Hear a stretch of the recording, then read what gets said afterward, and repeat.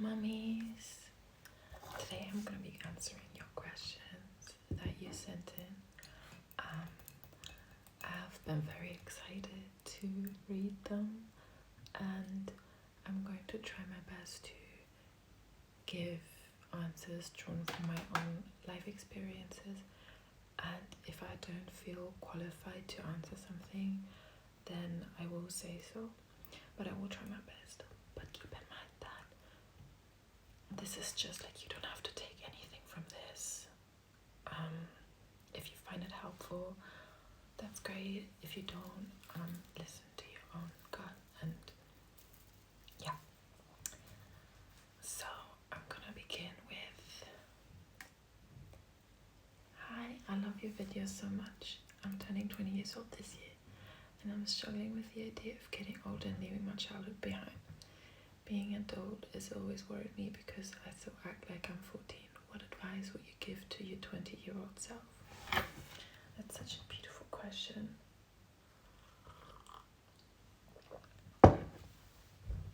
Honestly, I'm in my 20s. I'm in my late 20s. And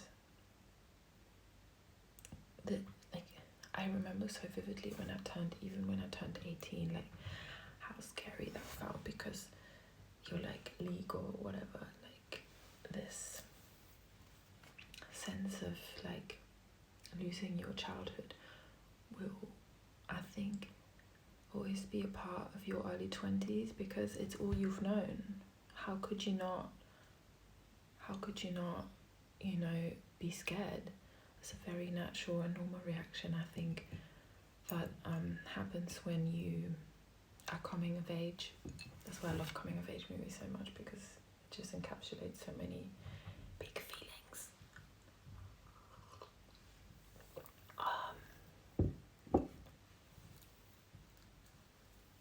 I think the advice that I would give my 20-year-old self is, there's so much to look forward to, and you're going to get to know yourself so much better. You're going to know your limits, your strengths. I think for me it was a time where I didn't know anything. Like, I felt very much like I didn't know who I was, and I feel like that feeling of not knowing who you are is like, I'm still struggling with it, but I'm so much like more secure within myself, and I know my limits way better. I know my boundaries better, so I think that's an exciting time. Like, you really come into yourself, but it's also a turbulent time, because you're expected to be like an adult, whatever that means, but it's literally your first time. Like, I don't think the first 5 years of your 20s even count. Like, it's so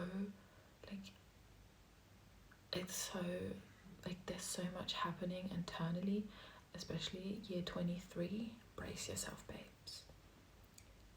But honestly, like, you're gonna have the best time. Like, really look forward to it. I think it's an opportunity to come into your own and to figure out what you like, your life experiences. If you have the opportunity of moving out or going to university, I don't know if that's an opportunity for you, but even if that isn't, like, I think it's an exciting time, and enjoy it, really.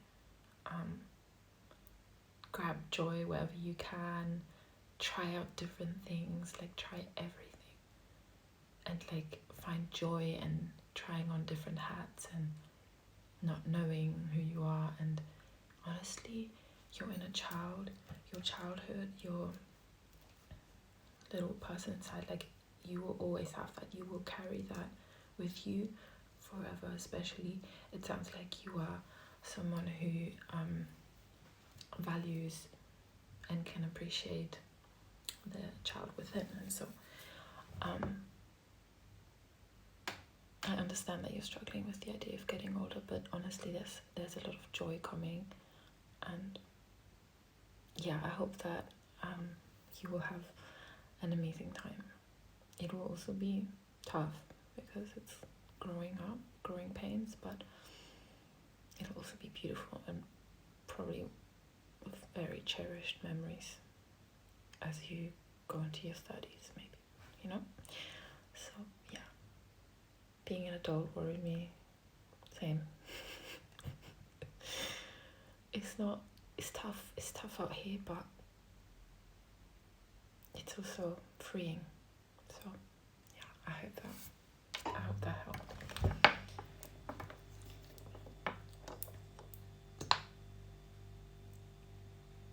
That's a bit of lip gloss.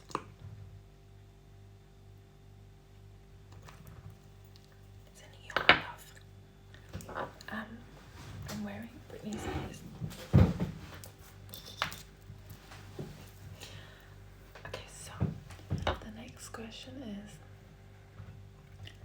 hola mami, advice on getting over the hurt of a first breakup. It's been months and I feel unable to forgive and let go of the pain. Te quiero. Yo también te quiero.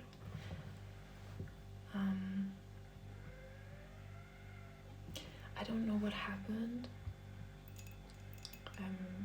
Unable to forgive sounds to me like there was something deeper happening.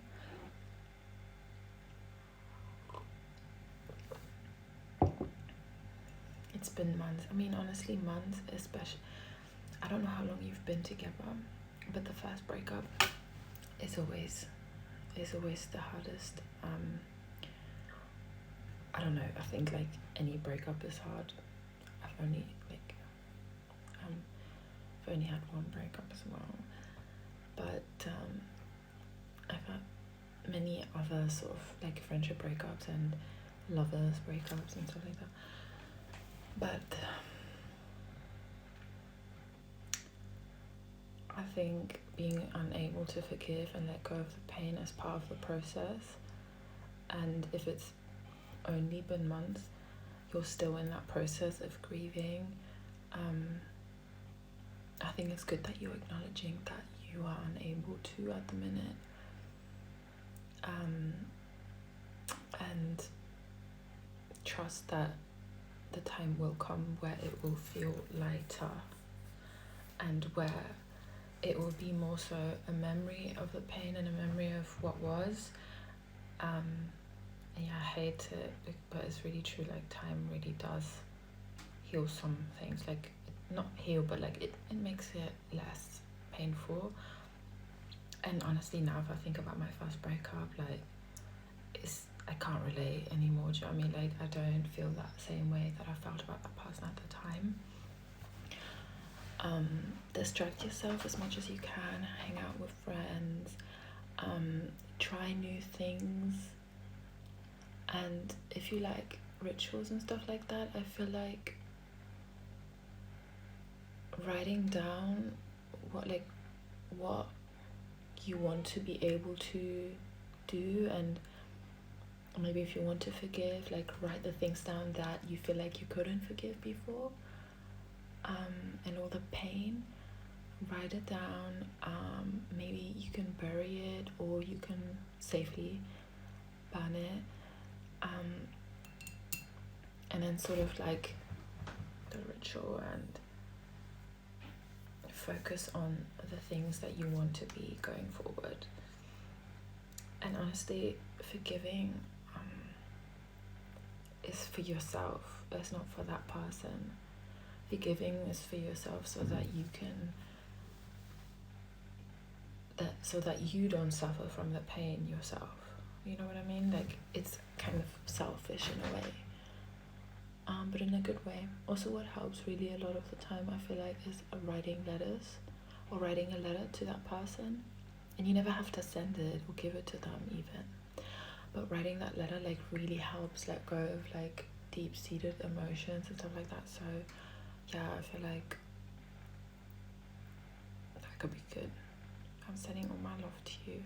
I hope that it will get better in time. Te quiero. Okay, so I put on nails. They're really cheap ones, but because I've been broke, I feel like all I talk about is our program, but seriously, like, it's not It's tough out here right now.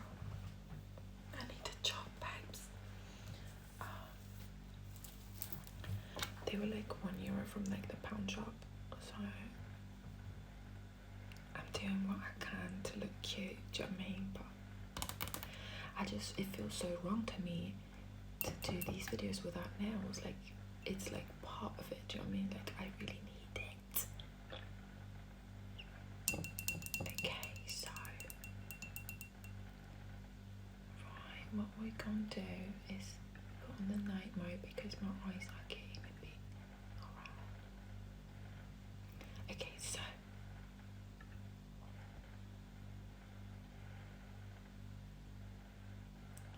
Okay, so here's a similar question. Hi, I hope you're doing well. Firstly, I want to say I love your video so much. Thank you. My questions, any advice on getting over a breakup? I would refer back to the question that I just answered. Really, all you can do is like go through it, as annoying as that sounds, and try to distract yourself as much as you can. Meet up with friends, loved ones, write in a journal, try new things, learn a new language, I don't know, get obsessed over something else.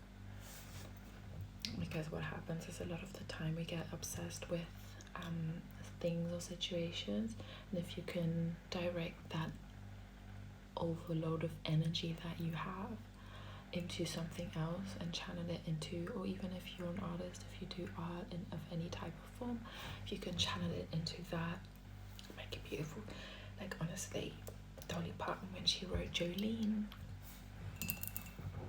that was a true story, and she got over that, you know what I mean, and made. So if you can do that, sending you my love.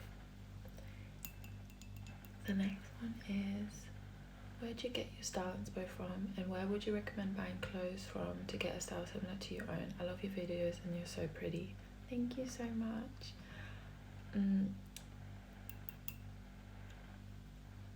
I get a lot of my style inspo from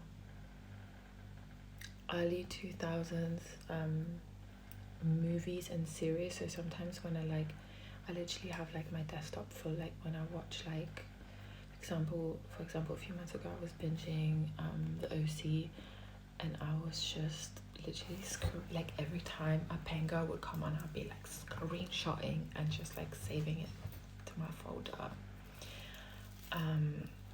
Old pictures of my mom, because she really dressed iconically in the 2000s.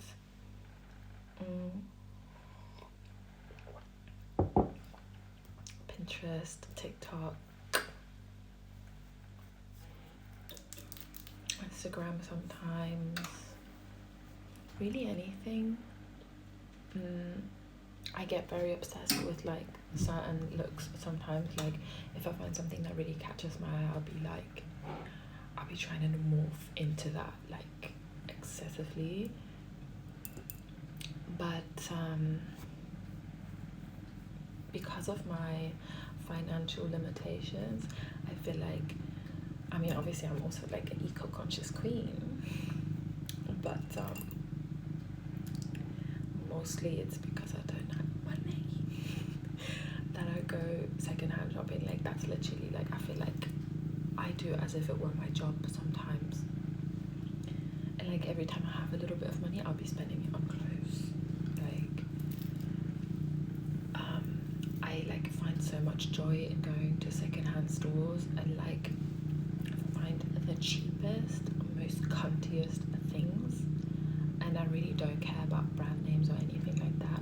But if I find something that is like vintage Pimkie, that is like from the early 2000s Pimkie, they knew their shit. Or early 2000s Madonna. I don't know if you have like, I don't know where you live, where you grew up. Here, like in Berlin, and I think in like Europe in general, Madonna was the it girl in the early 2000s, shopping wise. Like, and if you find anything that is Madonna or has like an old Pimkie label,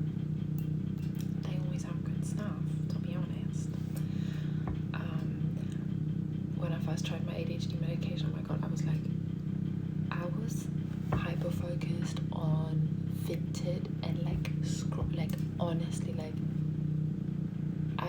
I'm not even lying, I was on there for 2 days straight, scrolling for 10 hours on end, trying to find putting the settings to under €5 or something, and trying to find the cheapest, most trashiest shit, and you gotta look for I don't know, mums or something selling their old clothes, and they don't, a lot of the time they don't even know what's fashionable anymore, they don't care, or they're just oh my god, I would never wear this again, I wore this from early 2000s, that's so outdated.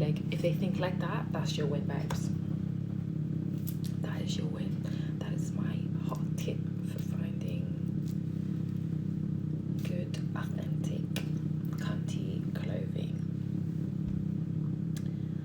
And old TV shows I would also recommend. I'm gonna rewatch Charmed again. Charmed from the early 2000s, because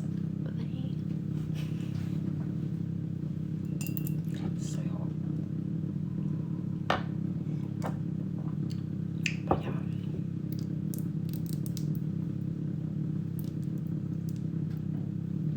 I guess I would look also for, we love an animal print here, as you have noticed. Anything with animal print, you want to get that.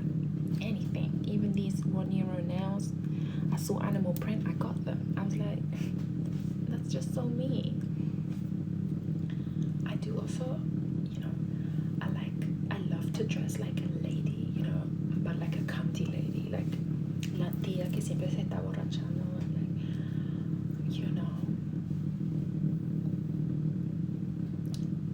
you get that, babes.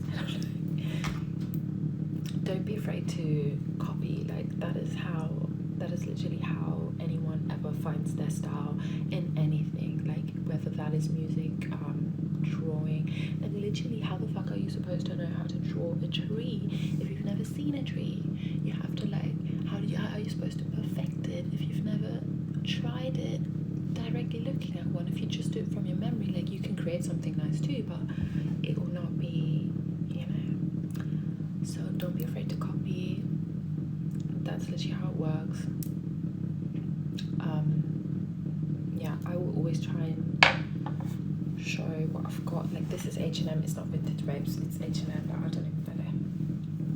But I always try to answer questions if you have about where I got my clothes from or what brand they are.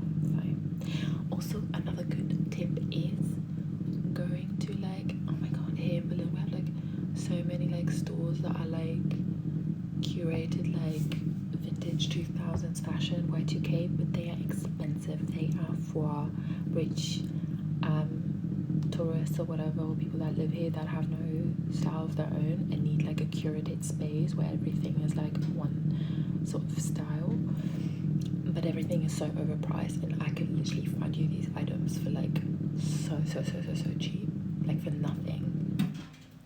I sometimes sell close to that as well. But so what I recommend doing is going to one of those stores where maybe everything is your sense of style, and look at the brand names there, write them down and look them up on Vinted and other places. I assure you, you will be able to find them for so much cheaper, because in those stores you also pay, I guess, for the curation and the taste that the person has that puts these things together. So I guess, yeah, it is what it is. Anyways, oh my god, I'm getting carried away with these answers. If I don't get through all of them, I will do part 2, and trust me, I will get to your question. Alright, okay, next question, vibes. Where do you shop for your style? Similar answer. Yeah, Vinted, like I said, it's my job, I'm being paid for it, scrolling on Vinted for hours, getting hyper focused on it. Yeah. Secondhand shops.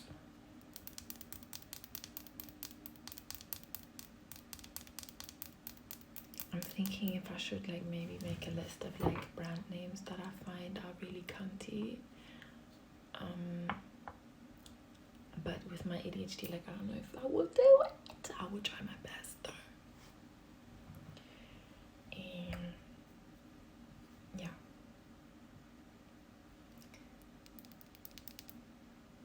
Oh, another one with style.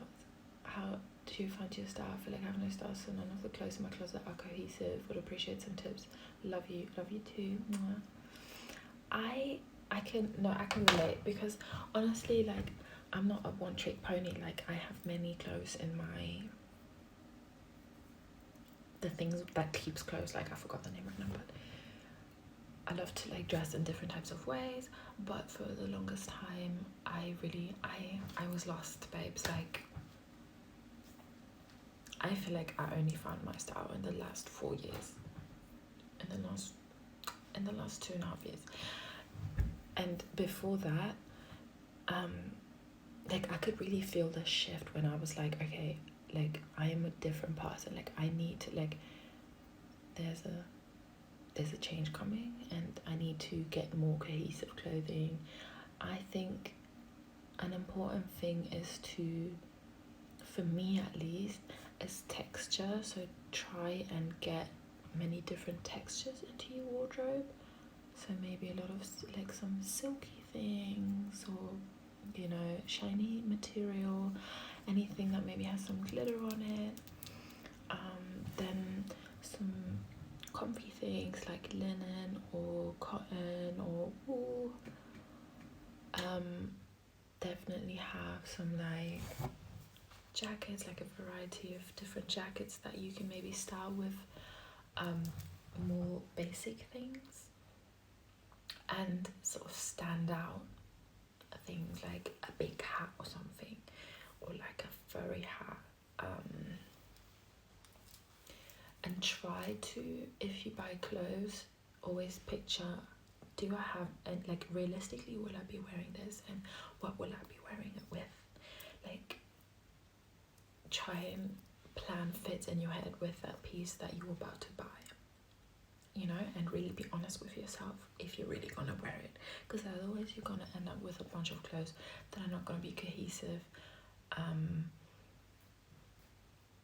So, and I think it's fine if you have different clothes that are not cohesive, but keep in mind that if those are different styles that you wanna be able to do, then have at least one or two outfits for those clothes. You know what I mean? Like, so if you have like something funky, you have like a funky bottom part for it as well, or even mix certain things. I think that can also be fun, like playing with layering certain things that you might not think go well together. Like, experiment in front of the mirror with different things. That is really the time to be silly with yourself, because literally no one's watching, and just have fun with it. Really, I think that's the most important. How did you find yourself? And honestly, yeah, finding my style was through trying on many different things, going through all sorts of different phases and like obsessions. Yeah, have fun experimenting, have fun trying on different hats. Don't be afraid of looking silly. Like, you'll always have this. I think, like, looking back, like, honestly, some of the pictures I look at myself, like, from, I don't know, 2016, I'm like, no, how could you? At some point I felt like I was really lost, but also I was reflecting the times. Like, it was not great times for fucking fashion, honestly. I have to say, like, it wasn't great, to be honest. I feel like fashion really got exciting for me in the 2020s again.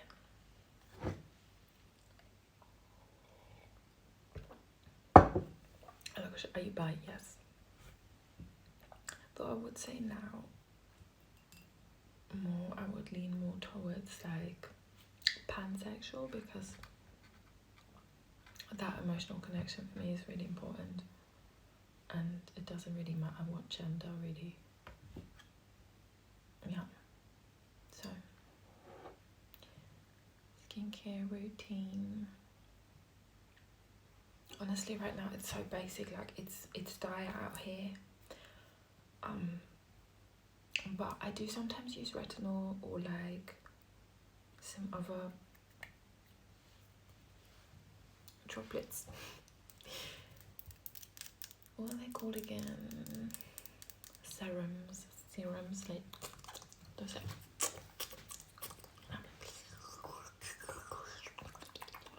And then I try. So first, wash your face. I wash my face. Wash, dry, pat. Then I use. So I once saw a TikTok girlie be like, use the lighter ones. So first lighter things and then the heavier things. So you start with like, I start with serum, so whatever it might be, like retinol or some like other like vitamin C or whatever. So like, then your skin is all prepped. Then I usually go with a cream. Oh no, before the serum, sorry, I use like a toner. I use rose water. I love that. And you can get that really cheap as well. And like Asian supermarkets or Turkish supermarkets or South American supermarkets even, I think. So yeah, I just like, take like the rose water for like, it's like 1 quid, 2 quid, it's like super cheap, and then put it in a spray bottle and it's a great toner. It's amazing for the skin. It's amazing. Then the serum. Then I put usually like a moisturizer, like a fatty. Right now I'm using Nivea because it's cheap. It has a lot in it, and I feel like my skin is like a baby. Looks like, you know, it's so nice. And then sometimes if I feel like it, I put like Vaseline on my eyes here because it locks in the moisture, I think. I'm not a dermatologist. And then if I don't like use Vaseline here, like I have like a really old bottle of like argan oil that I bought like years ago that I've like invested in. It's like a huge bottle of argan oil, and then I like end up with oil because that's the heaviest, and it also locks in the moisture from like the serum, the toner, the moisturizer. And so yeah, that is my skincare routine in the morning. I usually don't do much. I just put cold water in my face and a moisturizer, and that's it. Yeah, because you don't want to get rid of like all the good natural oils that build up in the night and stuff like that. So, but every skin's different. I feel like I have really dry skin, so I don't know if that routine works for you, but that is my routine.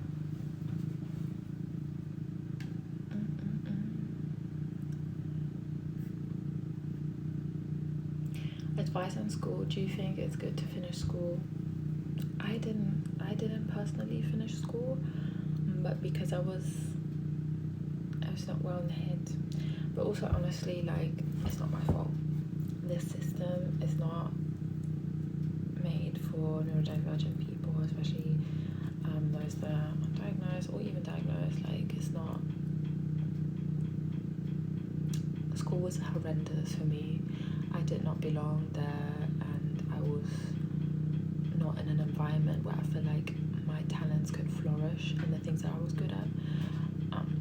So yeah, I didn't finish school. I think it's good though if you can finish school. It'll be a lot harder, unfortunately, and the way will be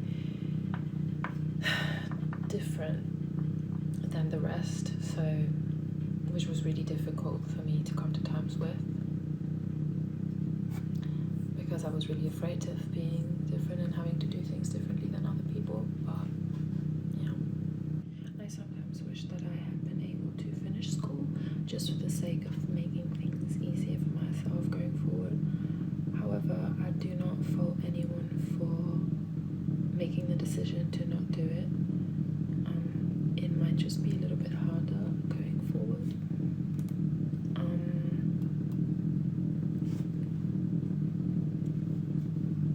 Place examples of many people that thrived after quitting school. I think I definitely was it. Like I did my thing. I moved to London and I made life experiences, and I was craving that too. So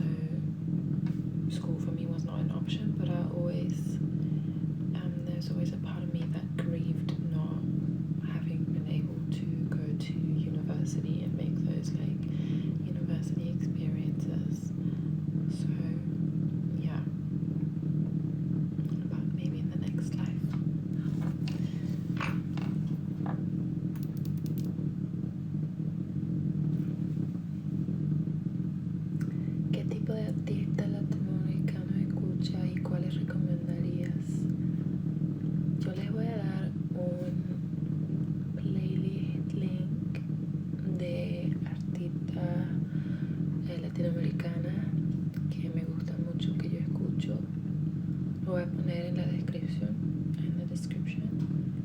y ya, pero les voy a decir un nombre. Yo tengo un playlist con super like underground artistas que le van a escuchar, que le van a gustar. Bueno, pues a mí me encanta Isabella Love Story. I think many of you might already know her.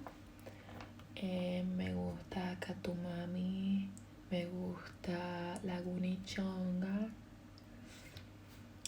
me gusta Cherichola, me gusta Lila Sky, me gusta Beyblade, me gusta Dinamarca y la Fabi, me gusta Kirlia, me gusta MJ Nebrada, MS Nina. Y pues sí, les voy a hacer un playlist para mis mamis. Entonces pues pueden ver. Ok, próxima. That is bright. Stop it.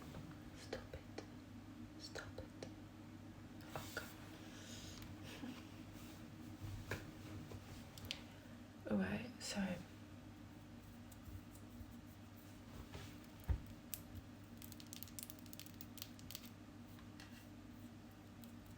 hi, advice for queer girls dating.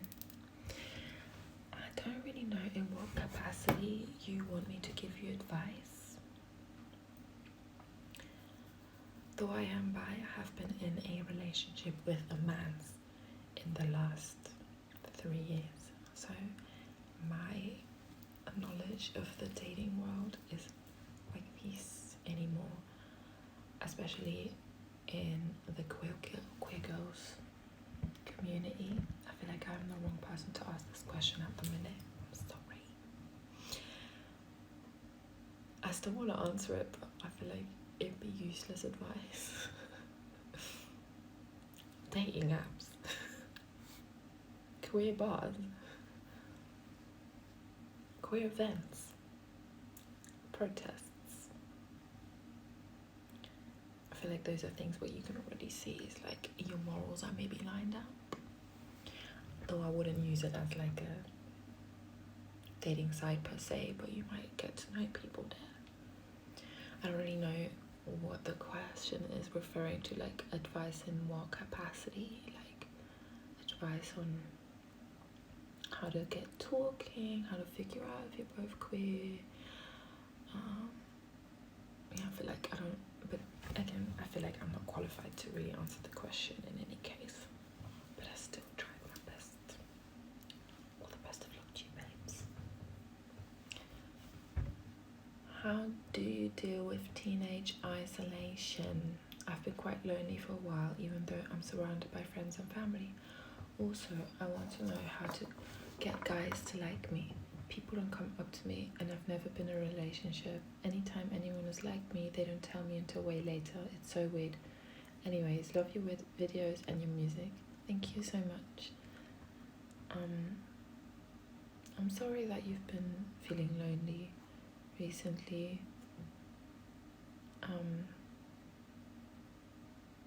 Yeah, that can happen when something is going on internally. You'll be surrounded by friends and family and people, and it can feel like the loneliest place on earth.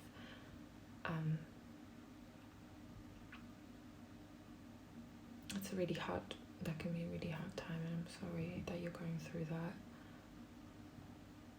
I think there might be something deeper going on, and if you can, maybe talk to a friend about it, or if you have a trusted family member, a favorite auntie or something, or cousin, that you can maybe talk about it. That could be a start. If you don't feel like you want to do that, then talk to the wind, or to, like, I don't know, get creative and go outside. I don't know, it sounds so corny, but genuinely, like, reconnect with nature, and like it's gonna, I don't know, I feel like it heals something. for me, what was when I went through a really dark phase when I was 17, and I felt like I was going through derealization for the first time, and I didn't know what it was, and I felt absolutely insane. And back then, the internet was not as expansive as it is today, and so I couldn't really find information about it anywhere online, and so I felt really lonely, and I felt like I couldn't confide in anyone because I feared that they would think I was crazy. And though it was isolating, I found comfort in shows, which is maybe not great advice, but maybe if it gets you out of whatever you're going through for a bit, distracts you a little bit, finding a comfort show or movie that you can switch on to sort of temporarily feel something, writing it down, writing a letter to yourself, or what you wish for yourself in the future.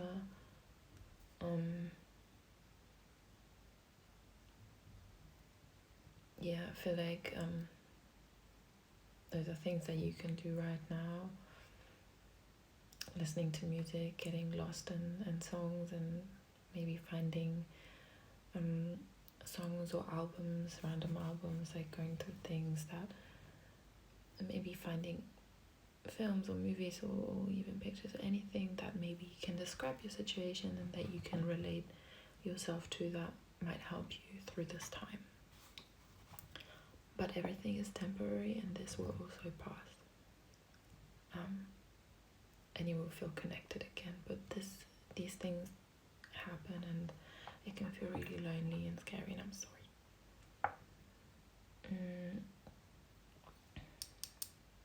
To get guys to like you, I would say don't try to get them to like you. I know, and like, being yourself, but that's such a weird thing to say, because like, who the fuck knows who they are, especially when they're teenagers. Like early 20s is even hard. Like, I still sometimes don't know who I am. But if you find guys that you feel safe around, that you feel like you can be friends with even, and just be joyful around them and do the things that you like together, try and I don't know, seek out those connections that you have with people, with guys, not thinking about anything further. Maybe then something will come from it, maybe not. Either way, it might be a beautiful experience, and just sort of like, if you're able to let go, no, that's easier said than done, of expectations, and then sometimes greater things can come from that.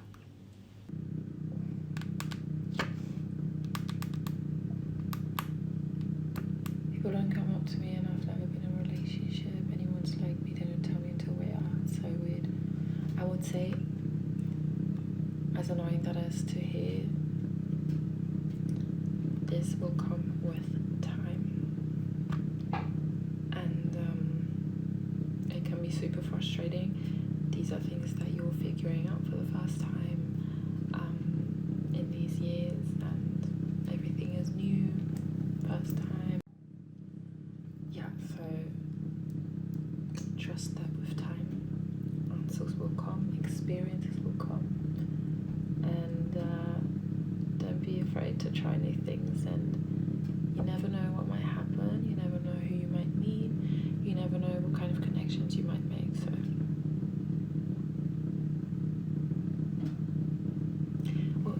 and if the people tell you later that they like you, how do you react? What happens? Do you like them too? Then you should tell them.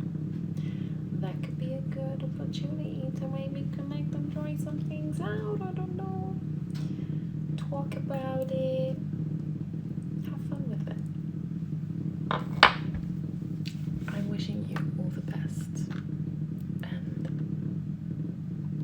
trust that with time things will get better and more exciting, hopefully.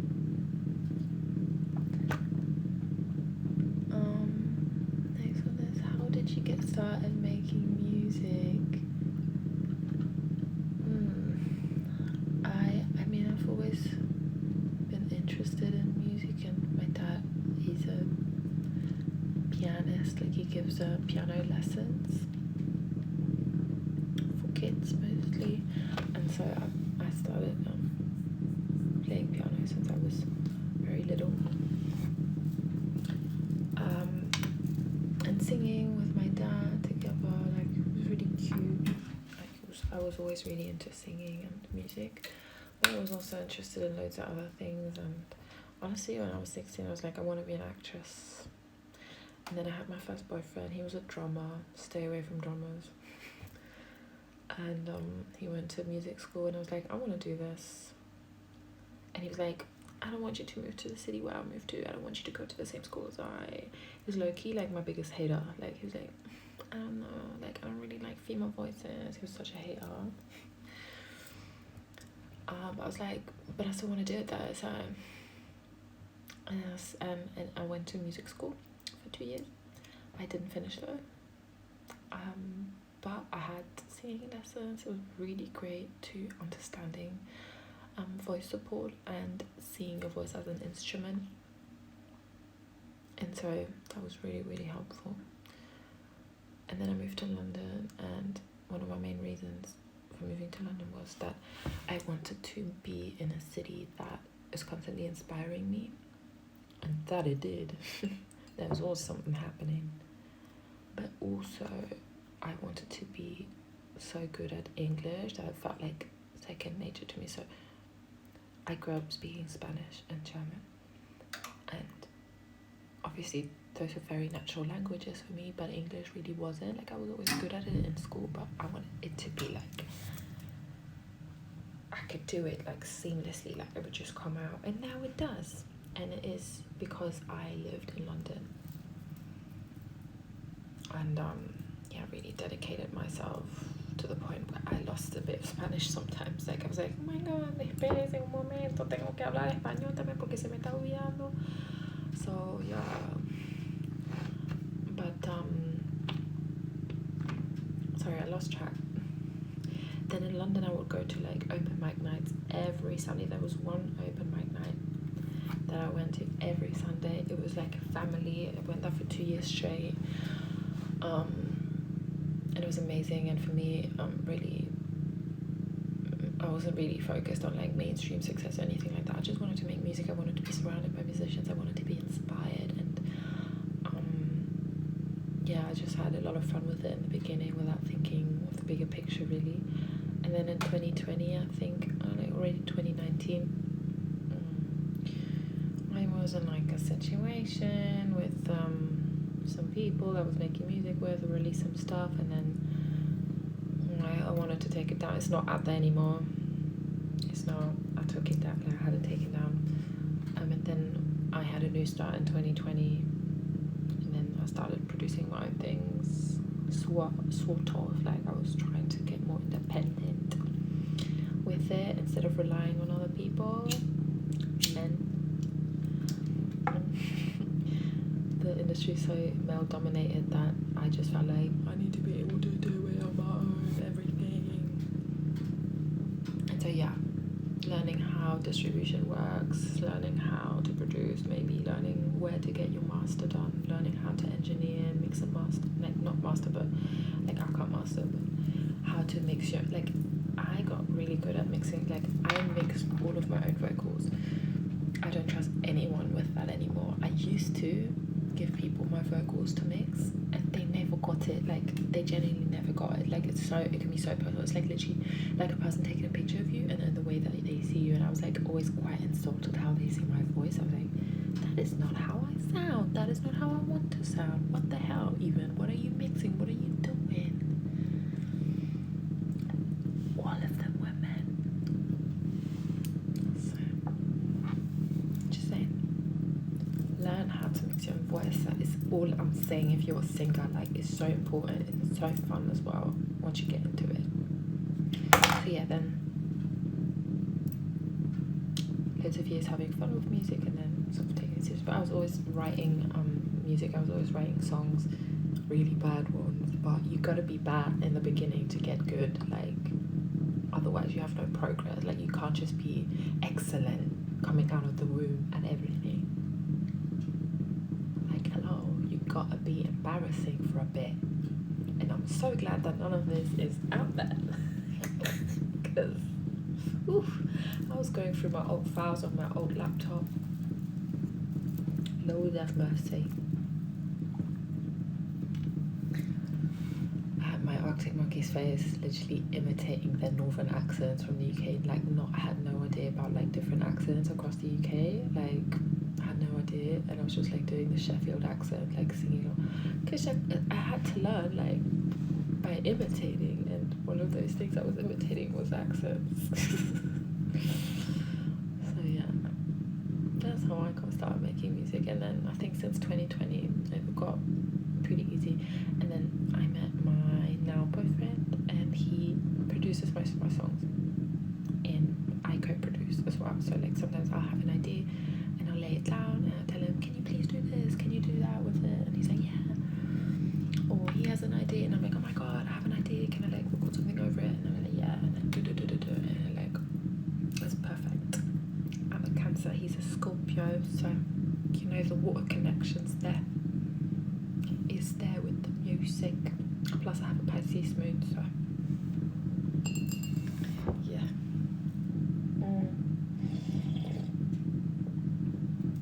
And a Sagittarius rising, in case you were wondering. And Venus and Leo in the 8th house, in case you were wondering. So, okay, I literally have no air in my chart. Like, that's actually insane. Like, no air. I just have fire and water, barely any earth. Like, the only earth placement I have is Taurus and Mars. Yeah, and I don't think that that's a nice placement to have because it like makes me so slow. Anyways, let me know. Yeah.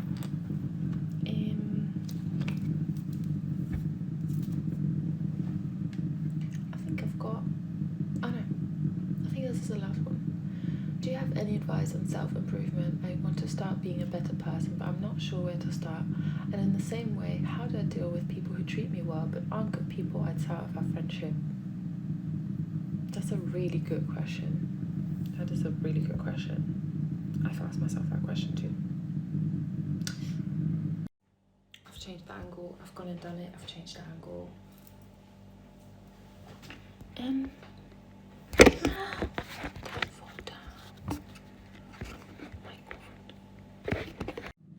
I'm actually gonna cry. I filmed like a whole 10 minutes and it didn't save. So I'm gonna try again. I'm so sorry. Like, I don't even know what I said anymore.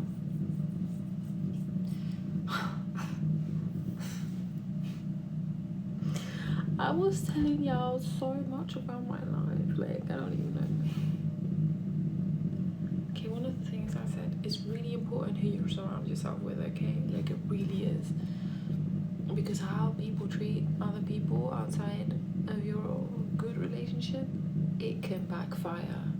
I speak from experience. I had a friend who was really great, and then things got a bit turbulent when I confronted them about something that I thought was a bit shit. And it backfired and turned back to me, and I was like, wait a minute. So yeah, if you surround yourself with trash, you become trash. You become like the 5 people that you hang out with the most. It rubs off. And in the same way, goodness of people can rub off too. So I think if you're able to try and move away from those people going forward, trust me, it's in the long run it will be good.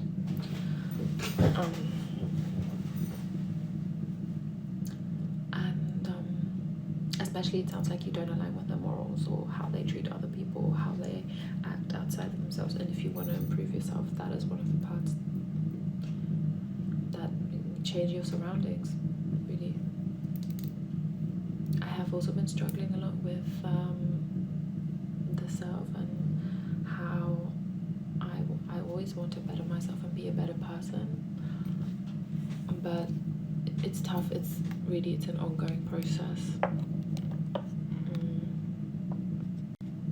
I think the more of an idea that you have of like what a good person is, and the more you can't fulfill that, or anytime you do a mistake or you repeat an old pattern that doesn't align with the new version of yourself, you can maybe, like, I lose myself in spirals of shame,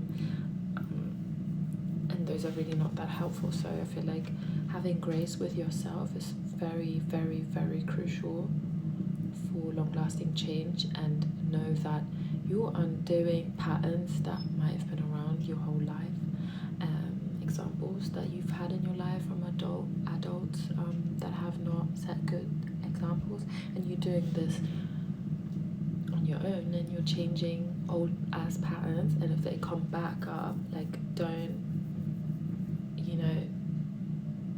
be too hard on yourself. Like, this is part of it, and it will likely come up again, and then just say, okay, here you are again. I've known you all my life, like, you're my old friend, and maybe it's even a part that wants to protect yourself, and then lovingly let her go because she's toxic, or like, I don't know, but you know what I mean. I need to, like, I feel like I need to talk fast, so let's see, it's not gonna save. I'm gonna pause and then. Okay, so my phone died. On top of everything else, I swear to God. I'm going bonkers because I literally recorded a whole thing about Molly Adler from Back from the Borderline. And that is a podcast that I can only recommend. I'm back from the border. I love this angle. Oh, and out. It's a podcast about like being mentally ill. But she did originally make it about centered around borderline. I was diagnosed with a borderline, but it's just trauma, really. It's like, it's CPTSD is everything. And you do not have to be like diagnosed with anything to listen to this podcast and to see the benefits from it. And anyways, Molly does not like believe in labels like that anyways, neither do I. But if you can relate to any of the symptomatics, or if you've ever gone through any of the symptomatics of borderline, then this podcast is for you. But even for anyone outside of it who might be interested in it, she has so many beautiful episodes on self-healing, on betterment of the self, how to be accountable for yourself and for the things that you did that you might not like, how to navigate relationships, friendships, and yeah, so I will link the podcast in my description. Anyways, I'm gonna go to bed now.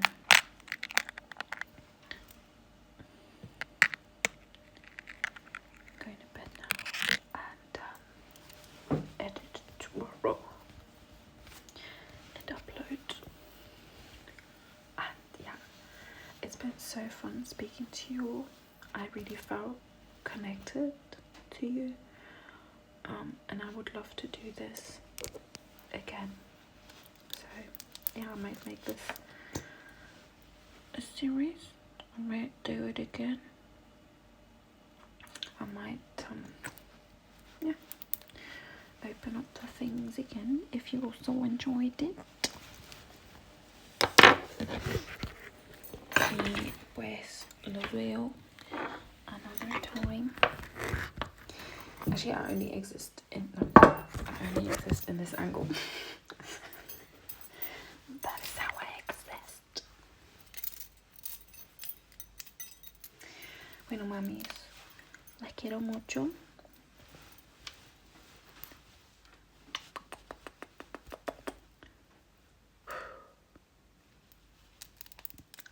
Hasta la próxima. Till the next time. Love you. One more question that I almost forgot. I'm so sorry. Hola, mami. I love your videos. I have them all on repeat. Thank you so much. Do you have any advice advice for someone in the early 20s with not much dating experience?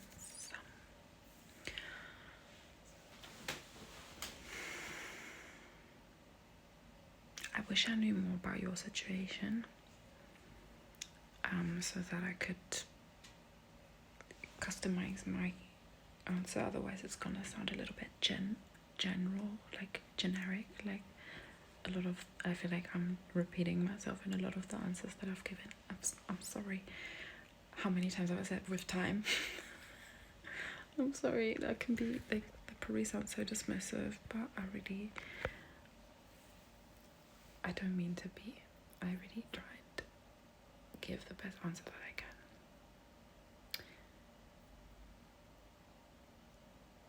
I really think that pursuing your interests before pursuing relationships to fill a hole is going to eventually lead you to those connections that you're craving, which is very natural and very important and beautiful to experience. I think that your early 20s are there to experiment and to figure stuff out and to get to know yourself and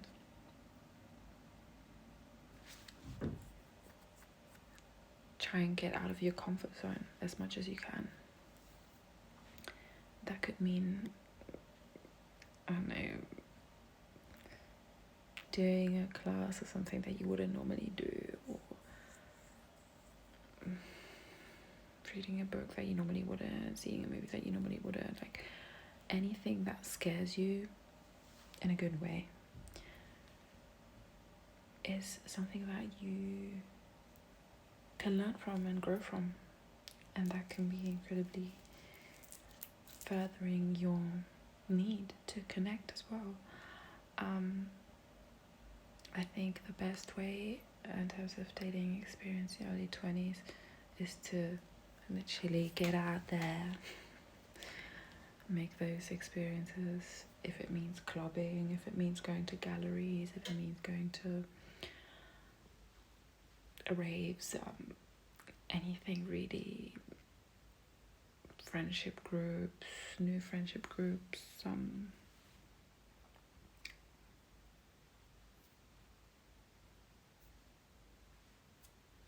yeah, I think that is like, throw yourself into life. That is the best advice that I can give at the minute. Throw yourself into life and into new experiences and into the things that give you joy. And I think once you do that, you will find the answers to a lot of the other questions that you have in life, and the connections that you crave will also present themselves, hopefully. Could be a new job, could be a new school, could be anything, could be a new town, could be new roommates, could be anyone. Approach everything with curiosity and openness. And yeah, have fun with it. And get angry and get pissed off and get sad and happy and all of it. Experience it all. Experience it all. Soak it in.